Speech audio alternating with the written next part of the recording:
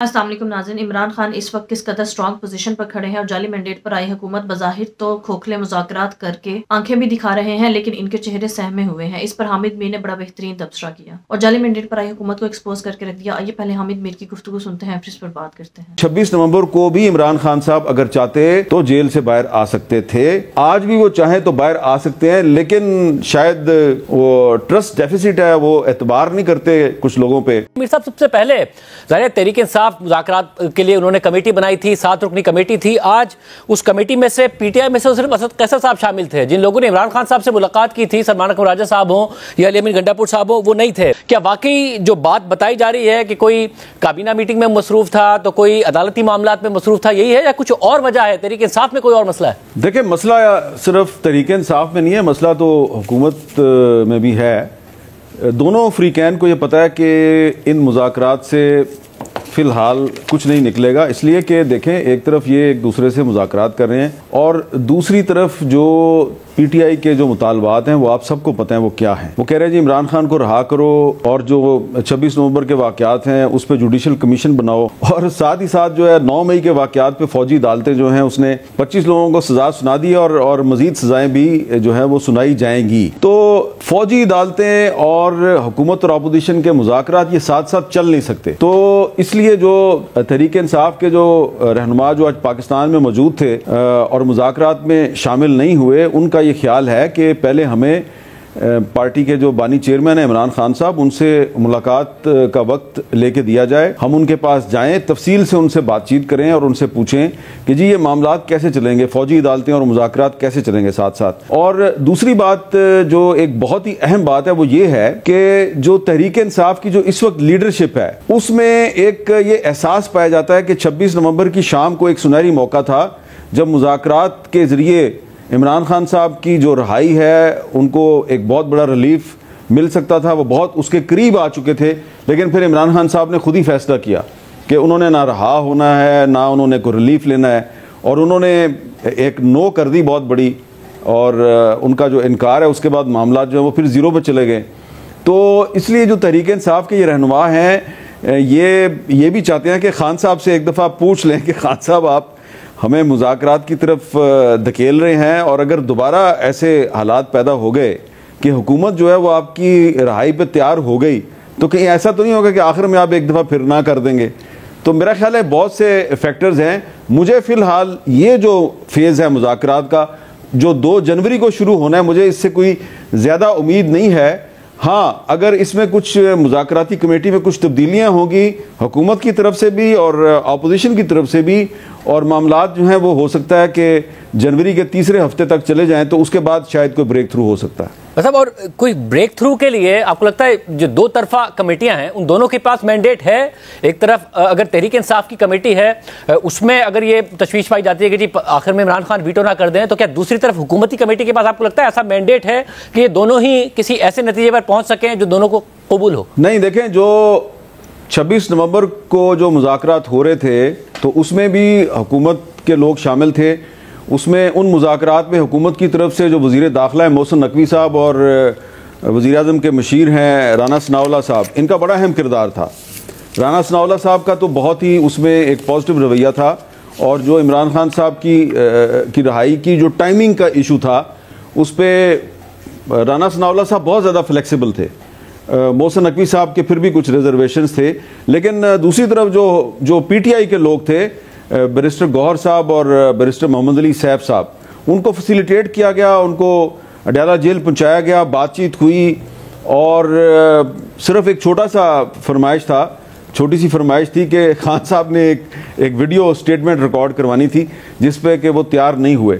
तो वो जो सारी बातचीत थी, जो मोहसिन नकवी साहब की जो बातचीत चल रही थी, उसमें वज़ीर आज़म साहब तो कहीं पे नहीं थे, और उसमें अगर ब्रेक थ्रू हो रहा था तो उसमें मोहसिन नकवी साहब के अलावा उन लोगों का भी किरदार था जो कि उनको हदायत दे रहे थे। तो मेरा ख्याल है कि उस 26 नवंबर की शाम का जो वाक़या है जब मुज़ाकरात नाकाम हुए और फिर यहाँ पे डी चौक में एक ऑपरेशन शुरू हो गया, उसकी वजह से ना मोहसिन नकवी साहब ऑन बोर्ड हैं और ना ही जिन लोगों से वो हदायत ले रहे थे वो ऑन बोर्ड हैं। तो जब वो ऑन बोर्ड नहीं है तो फिर इन मुज़ाकरात का जो मुस्तकबिल है उसके बारे में बहुत से सवालात हैं जिनका जवाब किसी के पास नहीं है। और जो हुकूमत ने कमेटी इतनी बड़ी बना दी है, उसमें और इजाफा कर दिया, तकरीबन सारे इत्तेहादी उसमें शामिल हैं, ये संजीदगी का मुजाहरा है या फिर एक गैर संजीदगी का मुजाहरा इसको समझा जाएगा? देखें, आज उसमें जाजुल हक साहब को भी शामिल कर दिया गया है, खालिद मक्सी साहब को भी शामिल कर दिया गया है। तो ऐसा लग रहा है कि हुकूमत जो है वो इन मुज़ाकरात को अपने इत्तेहादियों को खुश करने के लिए इस्तेमाल कर रही है। और दूसरी तरफ तहरीक इंसाफ के तरफ से जो कमेटी अनाउंस की गई थी, उस कमेटी के ही अरकान जो हैं वो इन मुज़ाकरात में शामिल नहीं है। देखें, जो हुकूमत की कमेटी है, उस कमेटी में जो पीपल्स पार्टी के जो दो दोस्त हैं, वो उनकी मौजूदगी जो है वो भी बहुत से सवालात को जन्म दे रही है। क्योंकि इस वक्त बज़ाहिर आसिफ जरदारी साहब और वज़ीर आज़म शहबाज शरीफ साहब तो एक दूसरे से मिलते जुलते भी हैं और मुस्कुराहटों का तबादला भी करते हैं, लेकिन बिलावल भुट्टो जरदारी साहब जो हैं उनके और हुकूमत के मामलात बिल्कुल भी ठीक नहीं है। तो जिस पार्टी के वोटों पर शहबाज शरीफ साहब की हुकूमत खड़ी है, उस पार्टी के चेयरमैन जो हैं बिलावल भुट्टो जरदारी साहब, उन्होंने आज भी जो तकरीर की है उसको भी अगर आप एनालाइज कर लें तो बिल्कुल वो हुकूमत से खुश नज़र नहीं आ रहे।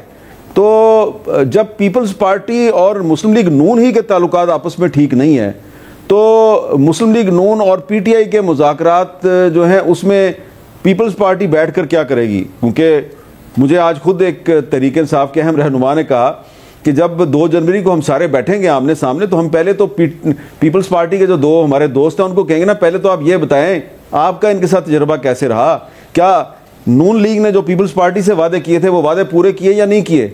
उसके बाद फिर हम आगे चलेंगे कि जनाब हमें नून लीग की किसी बात को मानना चाहिए या नहीं मानना चाहिए। तो जाहिर बात है कि पीपल्स पार्टी का भी मसला नून लीग के साथ तो नहीं है, उनका भी बिलावल साहब का भी मसला तो किसी और के साथ है। तो वो तो इसमें अभी तक ऑन बोर्ड नहीं है। तो जब तक वो ऑन बोर्ड नहीं होते तो इन मुज़ाकरात का मुझे कोई मुस्तकबिल अच्छा नज़र नहीं आता। तो मैं एक बात बड़े अरसे से कहता हूँ और आज मैं दोबारा रिपीट करता हूँ कि 26 नवंबर को भी इमरान खान साहब अगर चाहते तो जेल से बाहर आ सकते थे, आज भी वो चाहें तो बाहर आ सकते हैं, लेकिन शायद वो ट्रस्ट डेफिसिट है, वो एतबार नहीं करते कुछ लोगों पे। और ये जो मुज़ाकरात शुरू होते हैं और फिर आखिर में खान साहब इनकार कर देते हैं, इसकी वजह से ज़्यादा नुकसान जो है वो तहरीक इंसाफ के कुछ रहनुमाओं का हो गया है, जो बेचारे इन मुज़ाकरात में अडयाला जेल के चक्कर लगाते रहते हैं और आखिर में खान साहब इनकार कर देते हैं। मतलब तो क्या नियर टर्म में है पॉसिबल कि, क्योंकि ज़रा पार्टी तितर बितर है बगैर इमरान खान साहब के, कि वो आ सके, 190 मिलियन पाउंड का फैसला भी आना है, कोई रिहाई का इम्कान नजर आता है? देखें, पार्टी तितर बितर है, ये पार्टी सिर्फ इमरान खान है। अगर आप डिटेल में जाएंगे तो तितर बितर आपको नून लीग भी नजर आएगी, जहां पे वज़ीर आज़म शहबाज शरीफ साहब इतने दिनों से अपनी कैबिनेट में एक्सटेंशन करना चाह रहे हैं, लेकिन उनको कहीं से इजाज़त नहीं मिल रही। तो वहाँ पे भी काफ़ी तितर बितर मामलात हैं, बल्कि तीतर बटेर वाला मामला है।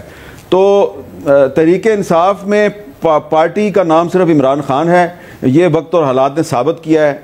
जिस दिन इमरान खान साहब जो हैं वो फैसला कर लेंगे कि मैंने अब ठीक है डील करके नवाज शरीफ की तरह मैंने बाहर आना है, तो बाहर आ जाएंगे। अभी तक उन्होंने जो अपने आप को दिल में तसल्ली दी हुई है ना कि मैं बाहर नहीं आ रहा, वो तसल्ली उन्होंने ये दी हुई है, जो कि उन्होंने अपने कुछ साथियों से कही भी है कि भाई देखो, कम से कम आप लोग मुझे बार बार आके ये कहते हैं जी खान साहब आप आखिर में रहाई से इनकार करते थे, लेकिन तुम ये देखो ना मैंने साबित किया है कि मैं नवाज शरीफ नहीं हूँ।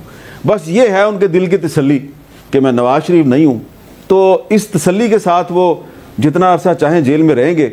जिस दिन उन्होंने इस तसल्ली को खैर बात कह दिया, वो जेल से बाहर आ जाएंगे। नाज़रीन, हामिद मीर के मुताबिक अगर इमरान खान नवाज शरीफ की तरह डील करना चाहते तो कब की डील करके इस मुल्क से बाहर चले गए होते। अभी भी जब इमरान खान चाहेंगे तब वो उस जेल से बाहर आ जाएंगे। इमरान खान अपनी टर्म्स पर, अपनी कंडीशंस पर बाहर आना चाहते हैं, और इमरान खान डील करके बिल्कुल बाहर नहीं आना चाहते। वो अपनी टर्म्स पर, अपनी शराइत पर जेल से बाहर आना चाहते हैं। वो नवाज शरीफ की तरह कठपुतली नहीं बनना चाहते और ना ही शहबाज शरीफ की तरह कठपुतली वज़ीर आज़म बनना चाहते हैं। और वो चाहते हैं कि वो हकीकी जमहूरियत की खातिर अपनी टर्म्स एंड कंडीशंस पर जेल से बाहर आए, जैसा कि उन्होंने खुद भी बहुत जुल्म सितम बर्दाश्त किया, इतना अरसा जेल में रहे और अभी भी जेल में है, और उनकी पार्टी ने भी बहुत से जुल्म सितम सहे। इसकी वजह ये बिल्कुल नहीं थी कि वो डील करके ही बाहर आना चाहते हैं, बल्कि वो चाहते थे कि वो हकीकी जमहूरियत की खातिर अपने मुल्क के साथ और अवाम के साथ डटकर खड़े रहें। इमरान खान को इस बात का इदराक हो चुका है कि जब तक ये डील्स चलती रहेंगी इस मुल्क में NRO चलता रहेगा, तब तक इस मुल्क के हालात बेहतर नहीं हो सकेंगे। क्योंकि नाज़रीन, हम माजी में बहुत दफा देख चुके हैं कि ये जरदारी खानदान, शरीफ खानदान जब करप्शन करता है तो फिर ये डील करके, चापलूसी करके इस मुल्क से बाहर भाग जाते हैं। उसके बाद ये डील करके वापस आते हैं और तमाम केसेस को माफ करवाते हैं और फिर इख्तिदार पर जबरदस्ती मुसल्लत हो जाते हैं। जब तक यही साइकिल बार बार इस मुल्क में दोहराया जाता रहेगा तब तक इस मुल्क के हालात कभी बेहतर नहीं हो सकेंगे और मुल्क के हालात मजीद बदतर से बदतर होते चले जाएंगे। इन तमाम बातों का मुशाहिदा इस वक्त इस आने वाली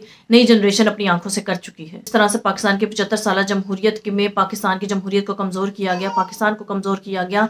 पाकिस्तान की यंग जनरेशन अपनी आंखों से ये सब कुछ देख चुकी है। जिस तरह से पिछले 2 सालों में पाकिस्तान की इकोनॉमी का नुकसान किया गया, PDM की हुकूमत ने मुल्क का बेड़ा गर्क कर दिया। नवाज शरीफ के जराइम के वो केसेस जिन पर किसी भी किस्म की कोई भी रियायत नहीं हो सकती थी, शहबाज शरीफ पर जितने भी करप्शन के चार्जेस थे उन तमाम को NRO के जरिए उन्हें सारे केसेस को माफ कर दिया गया। सिर्फ इनके तमाम केसेस माफ किए गए बल्कि इन्हें जबरदस्ती इस मुल्क पर मुसल्लत भी कर दिया गया। ये तमाम तर चीजें वो है जिसकी वजह से इस मुल्क का और आवाम का बहुत ज्यादा नुकसान हुआ है और आज मुल्क तबाही के दहाने पर खड़ा है। आज गरीब आवाम के पास एक वक्त के खाने की रोटी नहीं है। महंगाई इस वक्त आसमानों को छू रही है, बिजली का बिल अदा नहीं कर पा रहे। ऊपर से जाली मैंडेट पर आई हुकूमत की ढिठाई और बेशर्मी की हद देखें कि ये कहते हैं कि इस मुल्क में महंगाई कम हो चुकी है, जबकि महंगाई दिन ब दिन बढ़ती ही चली जा रही है। और इस वक्त जो PTI के साथ मुज़ाकरात कर रहे हैं, जाली मैंडेट पर आई हुकूमत ये कहती है कि हम PTI के साथ मुज़ाकरात कर रहे हैं और इमरान खान भी इनके साथ खूब खेल रहे हैं, क्योंकि इमरान खान भी अच्छी तरह से जानते हैं कि इनकी इतनी औकात ही नहीं कि ये खुद मुज़ाकरात कर सके या ये अपनी बात पर टिक सके। लिहाजा इमरान खान ने सोचा क्यों ना इनके साथ खेला जाए और इन्हें मजीद एक्सपोज किया जाए ताकि पूरी दुनिया को ये पता चल सके कि किस तरह की कठपुतली हुकूमत है और ये कंट्रोल्ड हुकूमत है और इनके पास इस हद तक भी कंट्रोल नहीं कि ये खुद से मुज़ाकरात कर सके। लिहाजा इमरान खान ने इस वक्त जो कार्ड खेला है इसका फायदा भी इमरान खान को ही होगा। दूसरी तरफ इंटरनेशनल तौर पे जो प्रेशर इस वक्त पाकिस्तान पर आ रहा है, जिस तरह से पाकिस्तान में इंसानी बुनियादी हकूक के तहफ़्फ़ुज़ को पामाल किया गया, कानून वान की धज्जियां बिखेरी जा रही है, इस पर UK की तरफ से और यूरोपियन यूनियन की तरफ से शदीद रद्दअमल सामने आया है। करीब अमेरिका और दूसरे ममालिक की तरफ से भी इस तरह का शदीद रद्दअमल आ सकता है। लिहाजा जाली मैंडेट पर आई हुकूमत और इनके सहूलतकारों को इस बात पर होश के नाखून लेने चाहिए कि इंटरनेशनली इन्होंने जो भी मुआहदे किए हैं सिर्फ अपनी जाती अना और बुग़्ज़ की खातिर या इक़्तिदार पर मुसल्लत रहने की खातिर, ये उन तमाम मुआहिदों को कैंसिल करने जा रहे हैं। इसका शायद इन्हें तो कोई फायदा ना हो, पाकिस्तान के लिए और पाकिस्तानी अवाम के लिए ये सब कुछ बहुत ज्यादा नुकसानदेह साबित होगा। नाज़रीन, आपकी इस बारे में क्या राय है कमेंट में जो बताइएगा। अगली वीडियो में मिलते हैं, तब तक के लिए अल्लाह हाफ़िज़।